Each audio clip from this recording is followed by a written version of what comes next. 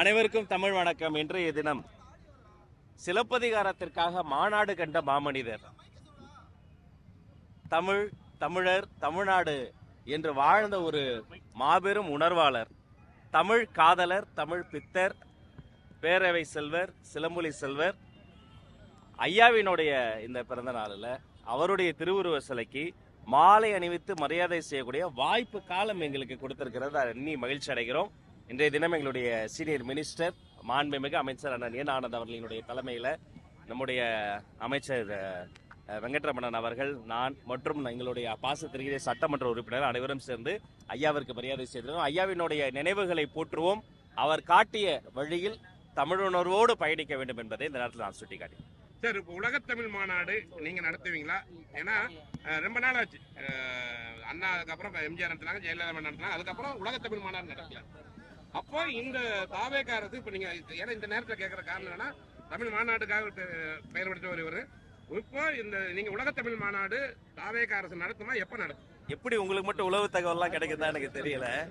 தமிழனுக்கு என்று ஒரு நாடு இல்லை, ஆனா தமிழர்கள் இல்லாத நாடே இல்லை. 196 நாடுகளில் தமிழர்கள் வாழ்கிறார்கள் இல்லையா? அண்ணாலாம் தமிழ் தொண்டு, தமிழ் காதலர், எவ்வளவோ தமிழ் சேவைகள் செய்கிறோம். உலகமெல்லாம் இருக்கு.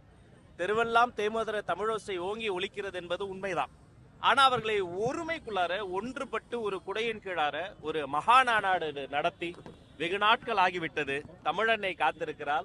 அது மிக சிறப்பாக நடத்துவதற்காக மாண்புமிகு முதலமைச்சர் அவர்களோடு கலந்து ஆலோசித்து வெகு விரைவில் நல்ல அறிவிப்பு வர இருக்கிறது. அதற்கான ஆயுத்த பணிகள் தொடங்கிவிட்டது. அதற்கான பயணத்திற்கான அந்த முதல் அடி, உலக பயணத்தை வீட்டில இருந்து தானே முதல் அடி எடுத்து வச்சு தொடங்கணும். அந்த பயணத்திற்கான முதல் அடி அடுத்த வாரத்தில் நான் தொடங்கி வைக்க போறேன். எல்லா விஷயத்திலும் நீங்க சப்போர்ட் பண்ண மாதிரி இந்த தமிழ் தொண்டுல உங்களுடைய அன்பையும் ஆதரவையும் நான் கூறுகிறேன். விரைவில் நல்ல அறிவிப்பு காத்திருக்கேன். மலேசியாவில இருந்து அவங்க வந்திருந்தாங்களா இல்ல நீங்க வந்து இப்ப எந்த மாதிரி கீழே தேயம் மலேசியா பக்கம் தான் போகணுமா? இந்த பக்கம் மேலை நாட்டில் போய் இந்த ஏழை நாட்டு சார்பா ஒரு மாநாடு நடத்தக்கூடாதா? பொறுத்திருந்து பாருங்கள். முதலமைச்சர்கிட்ட பேசி அதிகாரிகள்கிட்ட போய் அதை வந்து ஆய்வு செய்து அப்புறம் தான் அறிவிக்கிறோம். முறைப்படி அறிவிப்போம். இதுவரைக்கும் இல்லாத அளவுல குறைந்த இடங்கள் வந்திருக்கு. ஒரு டிஎஸ்பி போஸ்டிங் இடங்களை அதிகரிக்கும் தேர்வு மாணவர்கள் கேள்வி எழுப்பிட்டு வராங்க. ஆமா, அது சம்பந்தமான விண்ணப்பங்கள் பெறப்பெற்றேன். எந்தெந்த இடங்கள்ல தகுதி மற்றும் திறமை சார்ந்து நிரப்பப்படணுமோ அது வேகமாக நிரப்புவதான் நம்முடைய இலக்கு. மற்றபடி இது வந்து ஒவ்வொரு ஃபேஸாக ஒவ்வொரு கட்டமாக பரவாயில்லைங்களா பிடிச்சிக்கு ஒவ்வொரு கட்டமாக அதை நாங்கள் வந்து பண்ணிக்கிட்டு வரோம். எல்லா இடங்களும் நிரப்பப்படும். இந்த ஒரு இடம் ஒரு குரூப் ஒன் மட்டும் கிடையாது. அனைத்து வகையான அது ஆசிரியர் இடங்கள், தலைமை ஆசிரியர் இடங்கள், அதிகாரிகள் இடங்கள் எல்லாமே முறைப்படி என்ன செய்யணுமோ அதை செஞ்சிடும். பிரைவேட் ஸ்கூல் ரெகக்னைசேஷனுக்கு வந்து எந்த விதமான பார்ட்டி கொண்டு வாங்குறது இல்லை அப்படின்றத உறுதிப்படுத்திருந்தீங்க, சொல்லியிருந்தீங்க. ஆனா பிரைவேட் ஸ்கூல்ல அரசு நிர்ணயம் செய்யக்கூடிய கட்டணத்துக்கு விட கூடுதலா கட்டணம் வசூலிக்கக்கூடிய பள்ளிகள் மீது என்ன நடவடிக்கை எடுத்திருக்கிறோம் அதை வெளிப்படையா அறிவிக்க வாய்ப்பு இருக்கு. இந்த பக்கம் அரசியல்வாதிகள் தவறு செய்தாலோ, என் பேரை சொல்லி அதிகாரிகள் தவறு செய்தாலோ கொஞ்சம் கூட அனுமதிக்காதீங்க, யாருக்கும் கொடுக்காதீங்க. ஏற்கனவே அதை நான் உறுதியா சொல்லியிருக்கிறேன். அதே சமயம் நான் பதிலுக்கு உங்ககிட்ட சில விஷயங்கள் சொன்னேன். என்னது? இந்த கட்டணத்தை குறைப்பது, அதை வெளிப்படை தன்மையை கொண்டு வருவது. இப்ப நான் சொன்னதை செஞ்சுட்டேன், அவங்க சொன்னதை செய்வாங்க. அந்த மேடையிலே நான் கேட்டேன், செய்வோம் தான் சொல்லியிருக்கிறாங்க. ஒரே நாள்ல செய்ய முடியாது, ஆனா ஒவ்வொரு நாளா ஒவ்வொரு விஷயமாக செய்ய வேண்டும் என்பதை இதன் மூலமாக நான் மீண்டும் வலியுறுத்தி கேட்டுக்கொள்கிறேன். செய்வோம் என்பதற்கும் சண்முகம் ஐயா, முரசொலி பத்திரிகையில மூத்த கம்யூனிஸ்ட் தோழர் பே சண்முகம் ஐயா குறித்து பேசி எழுதப்பட்டிருப்பது ஏற்றுக்கொள்ளவே முடியாது. அநாகரிகத்தினுடைய உச்சம். யார் பே சண்முகம் ஐயா? தனது வாழ்வையும் தன்னுடைய வசதிகளையும் ஏழை எளிய மக்களுக்காக அர்ப்பணித்த ஒரு மாமனிதர். காவிரி கரையோரம் பிறந்து அந்த சிவப்பு துண்டை தோளில் ஏந்தி அவர் களமாடியதும் அவர் போராடியதும் ஒரு புத்தகத்தில் அடக்க முடியாது. ஒரு ஆயுள் அவர் பண்ணதெல்லாம் ஒரு ஆயுள் ஒரு மனிதன் பண்ண முடியாது. அப்படிப்பட்ட மாமனிதரை பத்தி விமர்சனம் யார் வேணா செய்யலாம், அரசியல் முரண்பாடு இருக்கலாம். ஆனா என்னென்ன எழுதி வச்சிருக்கிறாங்க?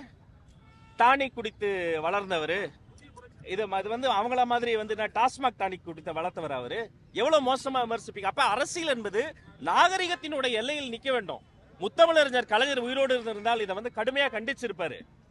எவ்வளவு மோசம். அப்ப நாகரிக அரசியலை நோக்கி திரும்பணும். CV சண்முகமும் பே சண்முகமும் ஒன்று என முரசொலி எழுதுகிறது என்று சொன்னால் எத்தனை பெரிய வன்மம். அப்ப சி.வி. சண்முகம் ஐயா அவருடைய அரசியல்ல அண்ணா திராவிட கட்சியில அவர் ஒரு களமாடி வராரு. அவரை ஏசுவதற்கு சிறுமைப்படுத்துற பயன்படுத்துறீங்கன்னா அப்ப சி.வி. சண்முகம் ஐயா குறித்து உங்க மதிப்பீடு என்ன? அவரையும் பே. சண்முகம் ஐயா ஒப்புமை சொல்றாங்கன்னா பே. சண்முகம் ஐயா குறித்து உங்களுடைய மதிப்பீடு என்ன? தமிழக வெற்றி கழகம் சார்பில் இதை நான் கடுமையாக கண்டிக்கிறேன். சிவப்பு துண்டு இதை போல சிறுமை செய்தால் இரட்டை போரை அணை பார்த்துக்கொண்டு சும்மா இருக்காது. அனைவரும் நாகரிகத்தின் எல்லையை கருதி அதோடு நிற்க வேண்டியது கடமை.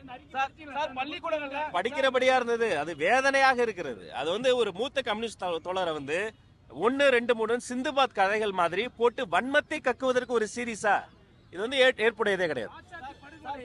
சமூகத்தில் வெளிக்கொண்டு வந்து அந்த மக்களுக்கு நியாயம் பெற்று கொடுத்தவர் தோழர் சண்முகம். ஆமா, அப்பேற்பட்ட சண்முகம் அந்த வாச்சாத்தி குழுக்களுக்கு மூல காரணமாக அந்த காலத்துல அமைச்சரா இருந்த செங்கோட்டையன் கை குலுக்கியது எப்படி நியாயமா இருக்கும்?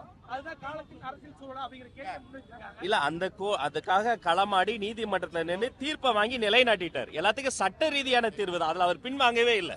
அப்ப தாமிரபரணி படுகொலைக்கு யார் காரணம்? அப்பாவை ஐயா என்ன சொன்னாரு? கலைஞர் கருணாநிதி தான் தாமிரபரணியில படுகொலைக்கு காரணம். அத்தனை பேர் அடிச்சே கொண்டாங்களே.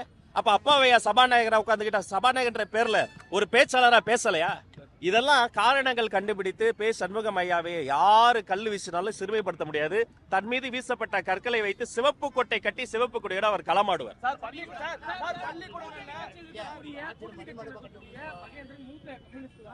அவரும் தாவேக்கா தன்னுடைய கட்சி வெளியிட்டிருக்காங்க. இது கூட்டணிக்குள்ளான ஒரு முரண்பாடா இல்லையா அப்படின்னு கேள்வி முன்வைக்கிறாங்க. இல்ல, இது ஜனநாயகத்தினுடைய வெளிப்பாடு. யாரு வேணா ஆரோக்கியமா யாரு வேணா விமர்சனம் செய்யலாம். மாப்போசி ஐயாவினுடைய நிகழ்வுக்கு வந்திருக்கிறோம். இதை தாண்டி நான் அரசியல் பேச விரும்பல. ஆனா உறவுக்கு கை கொடுப்போம், உரிமைக்கு குரல் கொடுப்போம் என்பதை இந்த நேரத்தில் சுட்டி காட்டுகிறேன்.